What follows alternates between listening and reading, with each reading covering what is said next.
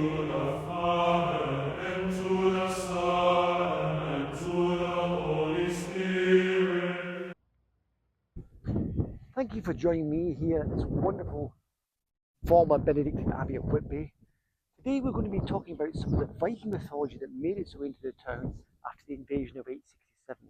To do this, we're going to go down to the church that is just below and talk about, in local parlance, the Church Grimm, in Danish Viking language, the Kirke Varsel. Once the raiding was over, the Danes began to settle the area. They brought over their families, their livestock, their trade, and began to filter out into the area and taking over the land.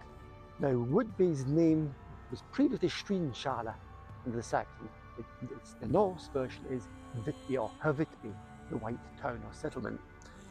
They also brought with them pagan mythology, and the one thing I'm going to talk about today is the Church Grimm in local dialect, known in the Swedish dialect as the Kirke Grimm, or in the Danish, the Kirke Varsel.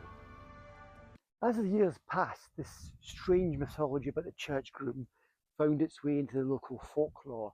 And it was believed by the people of Whitby that when the vicar was out here burying somebody, he could look up at the church windows here and he could tell by the demeanour of the creature then appeared in the window, whichever that creature was, whether the person being buried was going up or going down to a fiery hell.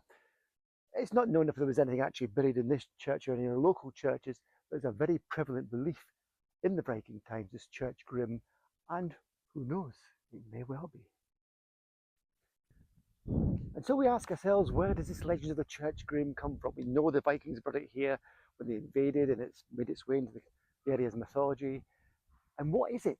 Well, what it is was the last living creature seen by buildings as they completed structures like this wonderful abbey or the church below.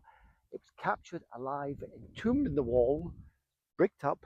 It obviously died. It was said then that its spirit was acted as a guardian for the structure for years to come.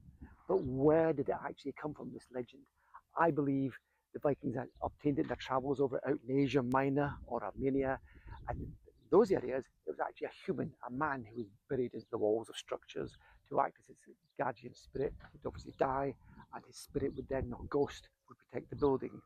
It's very well exemplified in the Armenian director Sergei Pajanov's film The Legend of Fort Suram, where a warrior prince bricked into the wall willingly, looking out from the gate across the plain, a bid to ensure that the structure didn't fail and that the enemy would never take the fort. And he succeeds. He pays for it with his life.